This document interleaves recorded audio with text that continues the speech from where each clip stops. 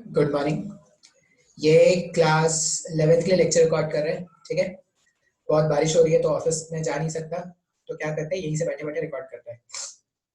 अब class 11th में क्या पढ़ा रहे थे? बेसिक ग्राफ थ्योरी हम पढ़ा रहे थे। तो हम बात करते हैं बेसिक ग्राफ थियरी। अब बेसिक ग्राफ थियरी में मैंने तुमको स्लोप के बारे में बता दिया, ठीक है। स्लोप का मतलब होता है कि अगर मेरे पास एक्सेस है, इस तरह से एक्सेस है। अब कोई भी स्ट्रेट लाइन कंसिडर कर लो। अगर मान लो मैं बोलूँ कि स्ट्रेट लाइन जो है वो कुछ तो ऐसा है। अब ये स्ट्रेट लाइन है। अब अगर ये स्ट्रेट लाइन है, मान लो ये लाइन 1 है। अब ये जो लाइन है, लाइन एक्स के पॉजिटिव से जो एंगल फॉर्म करता है उसे क्या बोलते हैं? इंक्लिनेशन। एक्स के पॉजिटिव से जो भी एंगल ये फॉर्म करेगा उसको इंक्लिनेशन, मतलब थीटा यहाँ पे इंक्लिनेशन है। और स्लोप एम से रिप्रेजेंट करते हैं, तो स्लोप का वैल्यू क्या लिखते हैं? tan of that inclination angle. बात समझ में आ रहा है? अच्छा, ये एक तरीका था। दूसरा तरीका स्लोप फाइंड करने का क्या है? मान लो मैं कोई भी लाइन आपको गिवन है, जैसे ये लाइन ही, इसी में से समझा सकता हूँ। मान लो ये जो लाइन है यहाँ पर, इसका अगर मुझे एक्स कोऑर्डिनेट लिखना है तो ये एक्स एक्सिस है। एक्स एक्सिस है मतलब यहाँ पर क्या हो जाएगा? Minus of x not divided by 0, ऐसा लिख सकते हैं। और अगर यहाँ पर देखोगे तो ये क्या है? ये इसका वाई एक्सेस है, तो यहाँ पर एक्स कोऑर्डिनेट 0 हो जाएगा और ये कुछ वाई नॉट हो जाएगा। अब आप ये डायग्राम देख के tan थीटा बता सकते हो। tan थीटा, अगर मैं ये डायग्राम देख के बोलूँ कि आपको tan थीटा बताना है, तो ये कोऑर्डिनेट अगर माइनस एक्स नॉट है, मतलब यहाँ से यहाँ का लेंथ इज एक्स नॉट और यहाँ से यहाँ का length is Y naught. tan theta का वैल्यू जो आ रहा है वो Y naught upon X naught आ रहा है क्या? अब हमने एक और तरीका देखा था स्लोप फाइंड करने का, एम। एम अगर मुझे कैलकुलेट करना होता है तो हम क्या करते हैं? y1 minus Y two, sorry y2 minus Y one divided by x2 minus x1। तो y नॉट माइनस, यहाँ पर y1 के प्लेस में क्या है? 0 है, divided by 0 minus of minus x not. इसको जब आप सिंप्लीफाई करोगे तो वापस से आपके पास स्लोप कितना आ जाएगा? y not divided by x not का आ जाएगा। तो सबसे पहला काम आपको क्या करना है? स्लोप निकालना सीखना है। तो स्लोप निकालने का एक तरीका है tan ऑफ इंक्लिनेशन और दूसरा तरीका है y2 minus Y one divided by x2 minus x1, ठीक है। अच्छा, फिर मैंने आपको और क्या बता दिया था कि कभी भी अगर कोई स्ट्रेट लाइन है, कैसे पता चलेगा कि वो स्ट्रेट लाइन है?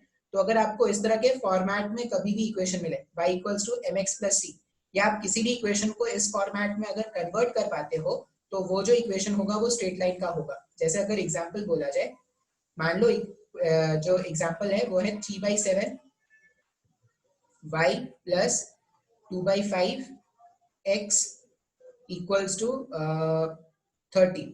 सपोज इस तरह का इक्वेशन गिवन है। अब मुझे बताना है कि ये स्ट्रेट लाइन है या नहीं, तो मैं इसको y equals to mx plus C से कंपेयर कर सकता हूँ क्या?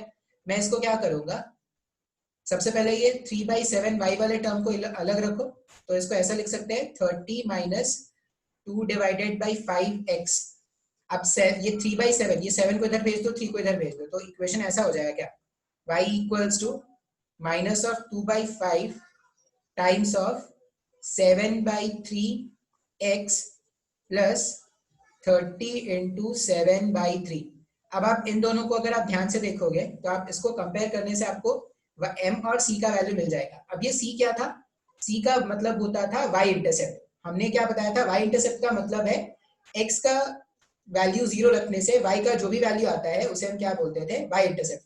जैसे ये जो मेरे पास है, यहाँ पर देखो, अगर मैं x का वैल्यू 0 रख दूं तो x का वैल्यू 0 यहाँ पर है क्या? अब x का वैल्यू 0 रखने से y का जो भी कोऑर्डिनेट आता है इसी को हम बोलते हैं y इंटरसेप्ट। तो ये जो मैंने रेड से बनाया है ना, that is only known as the y intercept. तो इस वाली इक्वेशन में y इंटरसेप्ट क्या हो जाएगा? y। क्लियर है? अच्छा, अब इन सब जो हमने कंसेप्ट सीखा है उसको यूज करके हमें लाइंस के इक्वेशन बनाने हैं या प्रिडिक्ट करने हैं कि अगर इक्वेशन गिवन होगा तो उसका ग्राफ कैसा दिखेगा। अब बहुत ही ध्यान से देखना है जो अब मैं आगे बताऊंगा। मान लो मुझे इसका ग्राफ बनाना है, सबसे simple graph y equals to x का। बेसिक तरीका क्या होता है? x और y के वैल्यूज अज्यूम कर लो, पॉइंट्स प्लॉट कर दो और ग्राफ प्लॉट कर लो, ठीक है। आज उससे थोड़ा अलग सीखते हैं। बेसिक तरीका आपको आता होगा। बेसिक तरीका में x और y के वैल्यूज अज्यूम करने होते हैं और x और y के वैल्यू एज्यूम करने के बाद हम क्या करते हैं, जैसे x का वैल्यू 0 रखोगे तो y भी 0, तो यहाँ पे पॉइंट हो जाएगा, x1 रखोगे तो y 1, तो यहाँ पे हो जाएगा, एंड सो ऑन। अब अगर आप इसको, ये जो इक्वेशन गिवन है, इसे जनरल इक्वेशन से कंपेयर करो, y equals to mx plus c, c के प्लेस में यहाँ कुछ लिखा है क्या? नहीं। इसका मतलब इसका y इंटरसेप्ट क्या है? 0। इन दोनों को जब मैंने कंपेयर किया तो मुझे इसका y इंटरसेप्ट क्या मिल गया? 0 मिल गया। स्लोप का वैल्यू अगर आप देखोगे तो m के साथ यहाँ पर 1 लगा हुआ है, यहाँ पर जो m है वहां पर यहाँ पर 1 है, मतलब इन दोनों को कंपेयर करने पे हम ऐसा बोल सकते हैं कि m का वैल्यू क्या हो जाएगा? 1। अब m का वैल्यू 1 है, मतलब tan थीटा का वैल्यू 1 है क्या? जहाँ पे थीटा क्या है? Theta is the inclination. Inclination किसके साथ? x के पॉजिटिव के साथ। तो tan थीटा 1 आ रहा है, इसका मतलब थीटा क्या बोल देंगे? थीटा का वैल्यू 45 डिग्रीज का बोल देंगे क्या? अब थीटा अगर 45 डिग्रीज का है ना, तो जो आपका लाइन दिखेगा वो कुछ तो इस तरह का दिखेगा, x और y दोनों सेम सेम, ठीक है। मतलब जब आप इसके कोऑर्डिनेट्स लिखोगे ना, तो जब ये 0,0 है तो ये भी 0,0, जब ये 1,1 है, ये 2,2 एंड 3,3, -1, -1, -2, -2, -3, -3, तो ये इसका इक्वेशन हो जाएगा, y equals to mx plus c। अच्छा, अब इसको रेफरेंस मान के हम क्या करेंगे? बाकी के ग्राफ बनाने सीखेंगे। कैसे? मान लो मैं बोल रहा हूं कि मुझे ये ग्राफ प्लॉट करना है, y इक्वल्स टू x मैंने प्लॉट कर लिया ना। मान लो क्वेश्चन में बोला गया है plot y equals to 2 times of x, ये मुझे प्लॉट करने को बोला गया, ठीक है। अब अगर इस वाले इक्वेशन, मान लो ये इक्वेशन 1 था और इक्वेशन 2, दोनों ही इक्वेशन में जो y इंटरसेप्ट है वो 0 है क्या? मतलब ये जब x कोऑर्डिनेट 0 है तो इसमें भी y कोऑर्डिनेट क्या हो जाएगा? 0 हो जाएगा। ये बात बिल्कुल समझ में आ रहा है? इसका मतलब ये जो मेरे पास ग्राफ है y इक्वल्स टू 2x, इसका भी जो ग्राफ बनेगा वो ओरिजिन से पास होता हुआ बनेगा क्या? क्यों? क्योंकि जब x का वैल्यू 0 पुट करोगे तो y का वैल्यू क्या हो जाएगा? 0 हो जाएगा। अच्छा, अब डिफरेंस क्या है इसमें और इसमें? अगर मैं m1 लिखूं फर्स्ट वाले लाइन का स्लोप, तो वो कितना था? वो था 1। अगर मैं सेकेंड वाले ग्राफ का स्लोप लिखूं तो वो कितना आ रहा है? 2। पहले वाले ग्राफ का स्लोप 1 आया था, दूसरे वाले ग्राफ का स्लोप कितना आ रहा है? 2 का आ रहा है। अच्छा, अब अगर आपको पता हो, ठीक है, जनरली ये पता हो जाता है लोगों को, अगर आप tan थीटा का टेबल देखोगे ना,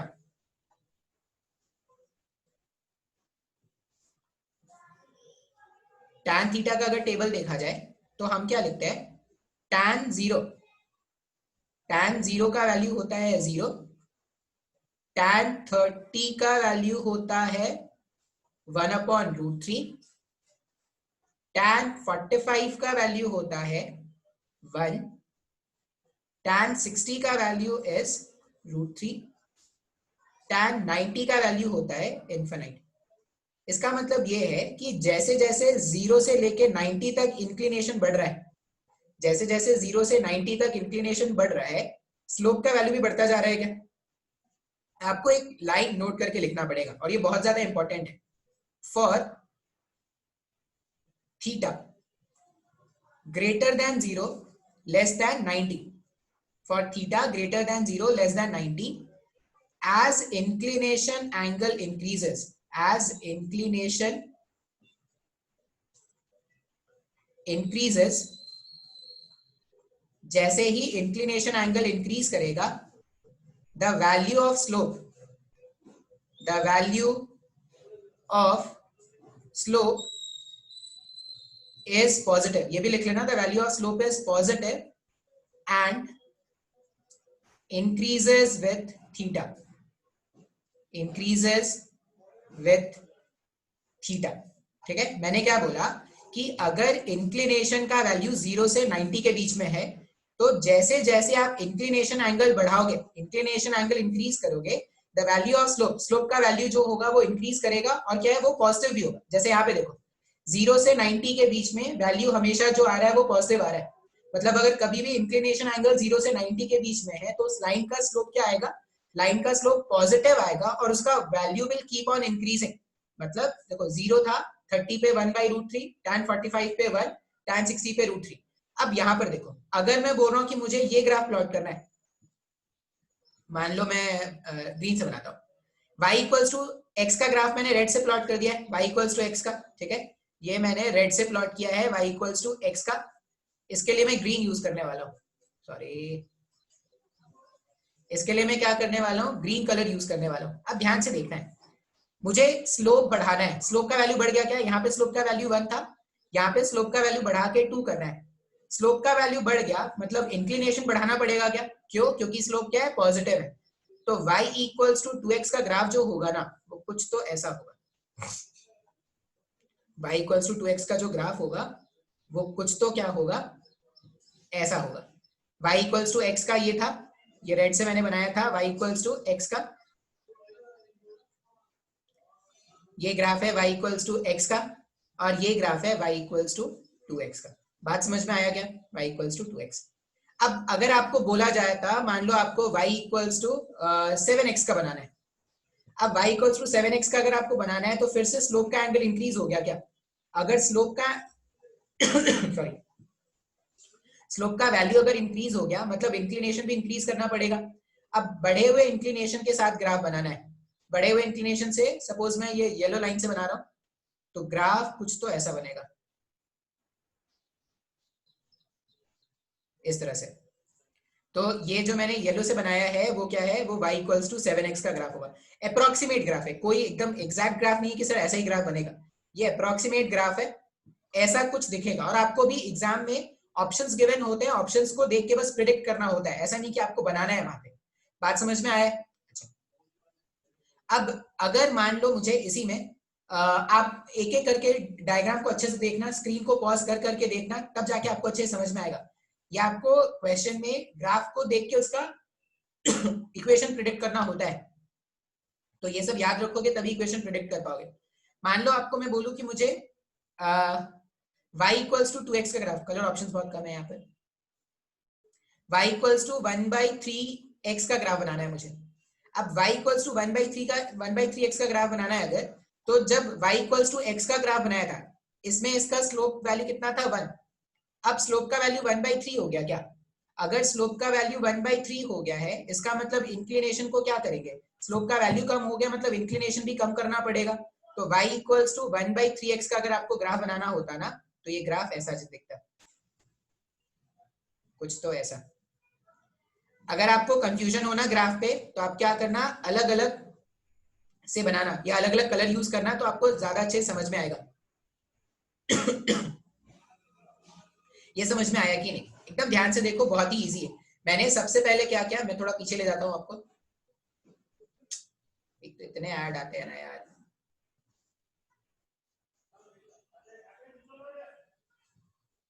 थोड़ा पीछे जाते हैं, टाइम लगेगा थोड़ा पीछे जाने में, लेकिन पीछे जा सकते हैं, मजा आता है। ये चीज इस सॉफ्टवेयर की बहुत ही शानदार है। हाँ देखो, मैंने बोला कि मुझे y इक्वल्स टू एक्स का ग्राफ बनाना था। y इक्वल्स टू एक्स के ग्राफ में मैंने क्या किया था,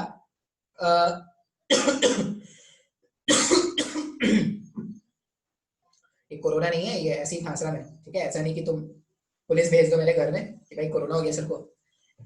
y इक्वल्स टू एक्स में अगर आप देखोगे तो देखो y इंटरसेप्ट 0 है, y इंटरसेप्ट 0 है मतलब देखते ही समझ जाएंगे कि ग्राफ जो है वो ओरिजिन से पास होना है, पहला पॉइंट तो ये याद रखना है। दूसरा पॉइंट मैंने देखा कि इसमें जो स्लोप है वो कितना है, 1। अब अगर स्लोप का वैल्यू 1 है, इसका मतलब इंक्लिनेशन कितना हो जाएगा, 45। इंक्लिनेशन 45 मतलब ये 45 एंगल बनाता हुआ मैंने y इक्वल्स टू एक्स का ग्राफ बना दिया। या तो ऐसे बना लो या ऐसा सोच लो कि जब x का वैल्यू 1 है तो y भी 1 है, जब x का वैल्यू -1 तो y भी -1 एंड सो ऑन, इस तरह से देखते जाओ और ग्राफ क्या करेंगे, प्लॉट करते जाएंगे। अब इस तरह से ग्राफ बनाते जाएंगे। अब मान लो मुझसे कोई बोल रहा है कि भाई साहब आपको y इक्वल्स टू 2x का ग्राफ बनाना है। अब y इक्वल्स टू 2x का ग्राफ अगर आपको बनाना है तो यहाँ पे, हाँ, अगर कोई मुझे बोले कि y equals to twice of x का ग्राफ बनाना है, तो y equals to 2 times of x। अब यहाँ पे अगर आप देखोगे तो स्लोप कितना हो गया, यहाँ पे जो स्लोप है, स्लोप का वैल्यू 2 हो गया है, स्लोप का वैल्यू बढ़ गया मतलब इंक्लिनेशन बढ़ाना पड़ेगा। क्यों बढ़ाना पड़ेगा, क्योंकि मुझे ये पॉइंट पता है, 0 से 90 के बीच में अगर इंक्लिनेशन है तो स्लोप का वैल्यू पॉजिटिव है, और जितना ज्यादा इंक्लिनेशन एंगल होगा उतना ज्यादा स्लोप का वैल्यू होगा। तो अगर स्लोप का वैल्यू 2 हो गया, एक से बढ़ के 2 हो गया, तो मुझे क्या करना पड़ेगा, इंक्लिनेशन बढ़ाना पड़ेगा। तो यहाँ पे क्या करेंगे, अच्छा, अरे यार ये पूरा बनाना पड़ेगा मेरे को। y इक्वल्स टू 2x का ग्राफ अगर बनाना होता है तो क्या करते हैं, स्लोप को ऐसे बढ़ा देते हैं इस तरह से। ये मेरे पास y इक्वल्स टू 2x का ग्राफ हो जाएगा, कुछ तो ऐसा ग्राफ। बात समझ में आ रहा है? फिर मैंने बोला कि मान लो आपको y इक्वल्स टू 7x का ग्राफ बनाना है। y इक्वल्स टू 7x का ग्राफ अगर बनाना है, y इक्वल्स टू 7x, अब y इक्वल्स टू 7x का ग्राफ बनाने का मतलब है इंक्लिनेशन और बढ़ाना पड़ेगा क्योंकि स्लोप एंगल बढ़ गया, तो अप्रोक्सीमेटली कुछ तो ऐसा ग्राफ बना देंगे। अब ये exactly y equals to 7x का ग्राफ है, इसका मैं नहीं बोल सकता, लेकिन अगर ये y इक्वल्स टू 2x था, अगर ये y इक्वल्स टू 2x था, ये y इक्वल्स टू 2x है, मतलब ऐसा कुछ y इक्वल्स टू 7x दिखना चाहिए। मुझे कोई बोलता कि y इक्वल्स टू, मान लो मुझे, मैंने आखिरी ग्राफ जो बनाया था वो y इक्वल्स टू 1/3x का था। अब यहाँ पर इंक्लिनेशन एंगल कितना है, यहाँ पे स्लोप 1 था, स्लोप 1 से घट के 1/3 हो गया, तो इंक्लिनेशन भी कम करना पड़ेगा। इंक्लिनेशन कम करना पड़ेगा तो ग्राफ जो बनाएंगे वो कुछ तो ऐसा बनेगा। बात समझ में आ रहा है क्या? हाँ या ना? अच्छा, एक और चीज देखना है यहाँ पे, जब आप फर्स्ट क्वाड्रेंट में ग्राफ देखोगे ना, तो फर्स्ट क्वाड्रेंट में जितना कम इंक्लिनेशन एंगल है, फर्स्ट क्वाड्रेंट में जितना कम इंक्लिनेशन एंगल है उतना ज्यादा वैल्यू मिल रहा है, सॉरी, जितना कम इंक्लिनेशन एंगल है उतना कम स्लोप का वैल्यू मिल रहा है क्या? थर्ड क्वाड्रेंट में भी ऐसा ही चल रहा है क्या? देखो तो फर्स्ट वाले ग्राफ का अगर तुम देखोगे तो फर्स्ट वाले ग्राफ का इंक्लिनेशन ऐसा है, तो अगर ये फर्स्ट वाला ग्राफ होता, sorry, y equals to 1/3x, इसका इंक्लिनेशन सबसे कम है, y इक्वल्स टू 7x का इंक्लिनेशन सबसे ज्यादा है क्या? अगर मैं इस तरह से देखता, ये लाइन से अगर मुझे कंपेयर करना होता तो। बात समझ में आ रहा है क्या? तो कभी भी अगर ये बोला जाए कि मुझे y इक्वल्स टू mx का ग्राफ बनाना है जहां पर m पॉजिटिव है, मैंने सिर्फ अभी पॉजिटिव स्लोप्स के लिए बताया है, नेगेटिव स्लोप्स के लिए नहीं बताया। एक बार पॉजिटिव स्लोप समझ में आएगा तभी नेगेटिव स्लोप समझ में आएगा। क्या क्या याद रखना है? अगर c का वैल्यू 0 है मतलब ग्राफ 0,0 से पास करेगा, पहला पॉइंट ये याद रखना है। y इक्वल्स टू x का ग्राफ रेफरेंस मानना, y इक्वल्स टू x के ग्राफ को रेफरेंस मान के क्या करोगे, अगर स्लोप बढ़ गया तो इंक्लिनेशन बढ़ा दो, अगर स्लोप कम हो गया तो इंक्लिनेशन कम कर दो, लेकिन y इक्वल्स टू x का ग्राफ तो ऐसे ही बनाएंगे भाई साहब, ठीक है? चलो नेक्स्ट टाइप का ग्राफ देखते हैं। मान लो मुझसे बोला जाए कि आपको भाई साहब ये ग्राफ बनाना है, y इक्वल्स टू -x। अब -x का मतलब यहाँ पे क्या हो रहा है, m का वैल्यू -1 आ रहा है। हम क्या जानते हैं कि ये जो tan है, अगर ये tan थीटा सेकेंड क्वाड्रेंट का एंगल होता है तब इसका वैल्यू नेगेटिव होता है। अगर ये -1 आ रहा है मतलब tan थीटा को अपन क्या रख देंगे, थीटा के प्लेस में जो मेरे पास स्लोप होगा वो -1 आ रहा है। अगर tan थीटा -1 का है तो m का वैल्यू हो जाएगा 135 डिग्रीज। बता सकते हैं ऐसा? अगर tan थीटा नेगेटिव तो m का वैल्यू हो जाएगा 135 डिग्रीज का। अब अगर मुझे इसका स्लोप बनाना होता, अब फिर से अगर आप ध्यान से देखोगे तो y इंटरसेप्ट क्या है, y इंटरसेप्ट है 0। अगर y इंटरसेप्ट 0 है, ये मैं जनरल मान रहा हूं, ये मेरा x एक्सिस है, ये y एक्सिस है। अगर y इंटरसेप्ट जो है वो 0 है, इसका मतलब ग्राफ जो होगा वो ओरिजिन से पास करेगा क्या? ग्राफ ओरिजिन से पास करेगा, और इस बार मुझे इंक्लिनेशन एंगल 135 का रखना है, तो ग्राफ कुछ ऐसा बनना चाहिए क्या, ओरिजिन से पास होता हुआ इस तरह ग्राफ बनेगा क्या?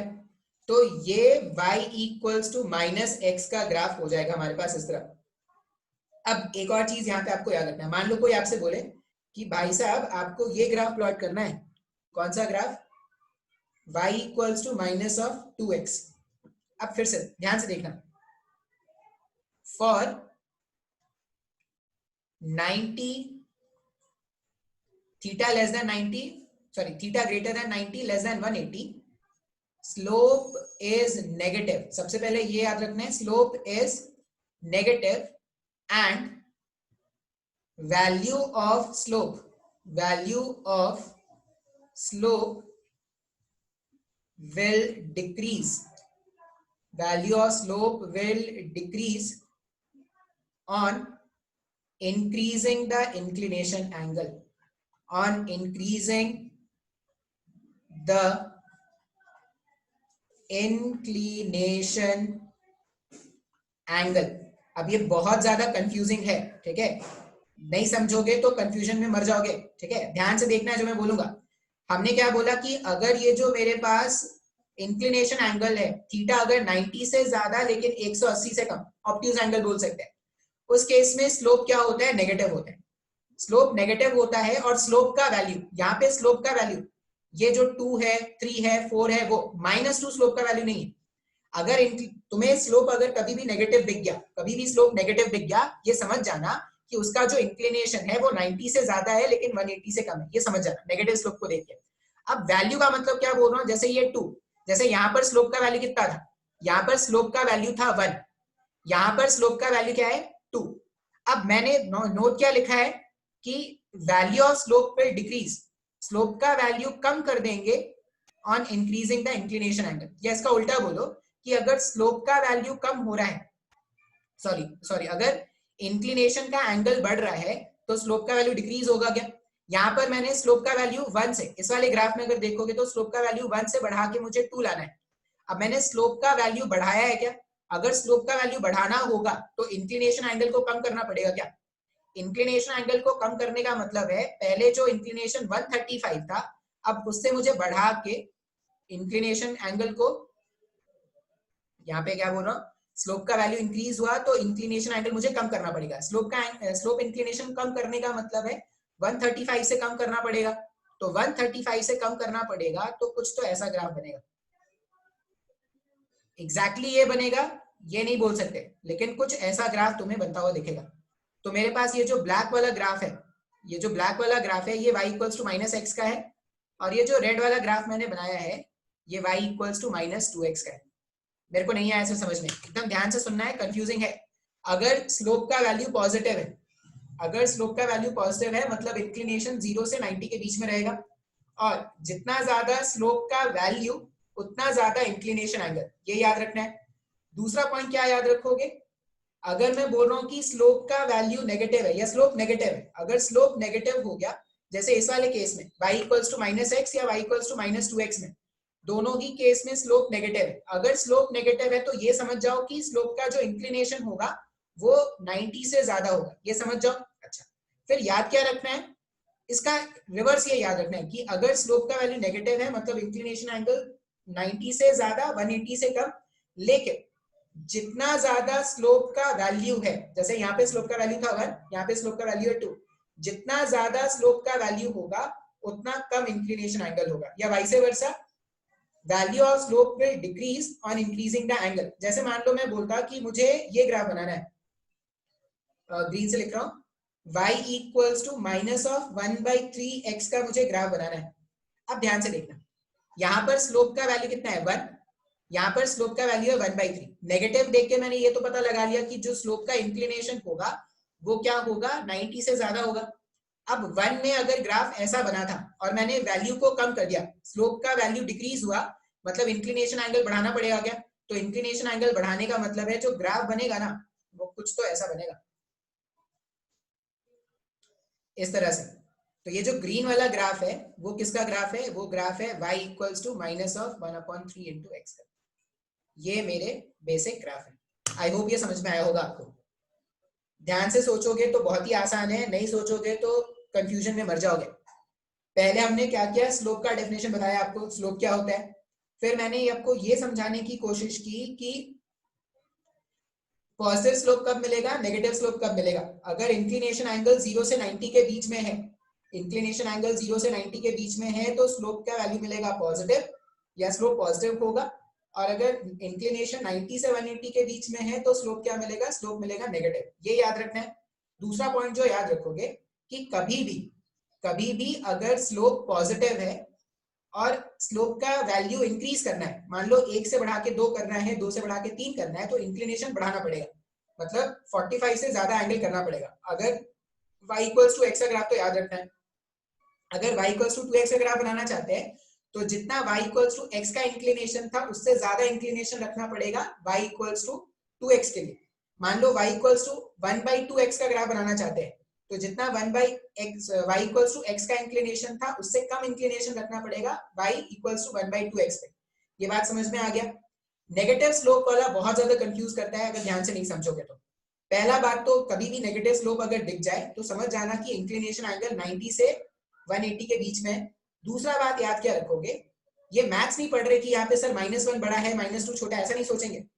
वैल्यू नेगेटिव हो गया, स्लोप नेगेटिव हो गया, मतलब इंक्लिनेशन 90 से ज्यादा है, ये समझ में आ गया। अब अगर तुमने स्लोप का वैल्यू बढ़ाया, 1 से बढ़ा के 2 कर दिया, तो पहले वाला में जैसा क्या कर रहे थे, 1 से बढ़ा के 2 कर रहे थे तो इंक्लिनेशन ही बढ़ा रहे थे, यहाँ पे क्या कर दो, इंक्लिनेशन कम कर दिया। अगर स्लोप -1 है और तुमने -2 का स्लोप बनाना चाहते हो, तो पहले अगर इंक्लिनेशन एंगल 135 का था, तो -2 में आपको क्या करना पड़ेगा, 135 से कम रखना पड़ेगा इंक्लिनेशन का वैल्यू। उसी तरह अगर मैं बोलूं कि y इक्वल्स टू -1/3x का ग्राफ बनाना है, तो आपको क्या करना पड़ेगा, जो स्लोप है यहाँ पर उसका वैल्यू क्या हो गया, 1 से 1/3 हो गया, कम हो गया ना। कम होने का मतलब है आपको इंक्लिनेशन क्या करना पड़ेगा, बढ़ाना पड़ेगा। तो मान लो एक और एग्जांपल अगर मैं कर लूं, मान लो मैंने बोला आपको, इसको रेज करता हूँ, y इक्वल्स टू -x और y इक्वल्स टू x का ग्राफ रेफरेंस होता है, इसको रेफरेंस मान के आपको अलग अलग ग्राफ प्लॉट करना होता है। मान लो मैं बोल दूं कि y इक्वल्स टू -7/5x का ग्राफ बनाना है। अब y इक्वल्स टू -7/5x, इसको मैं रफ कर देता हूँ, y इक्वल्स टू -7/5x। पहला काम क्या करेंगे, नेगेटिव स्लोप वाला ग्राफ दिख रहा है, तो पहला काम तो करेंगे कि x एक्सिस और y एक्सिस बना देते हैं। जब तक ये नहीं बनाएंगे तो ग्राफ तो बना ही नहीं पाएंगे। ये y एक्सिस और ये x एक्सिस, y इंटरसेप्ट 0 है, मतलब ग्राफ ओरिजिन से पास करना है, ये तो समझ में आ गया। स्लोप नेगेटिव है, इसका मतलब y इक्वल्स टू -x का ग्राफ बना लेते हैं। तो y इक्वल्स टू -x का जो ग्राफ होगा वो कुछ तो ऐसा बनने वाला है।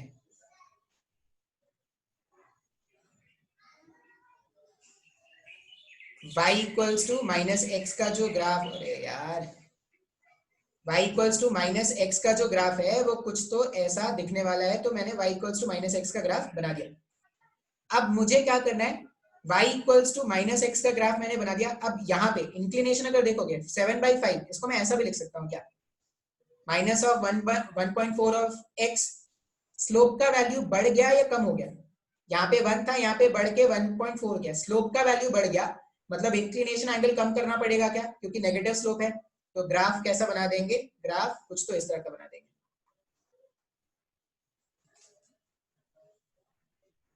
ये हमारे पास ग्राफ हो जाएगा y इक्वल्स टू -1.4x का। बात समझ में आया है क्या, ठीक है।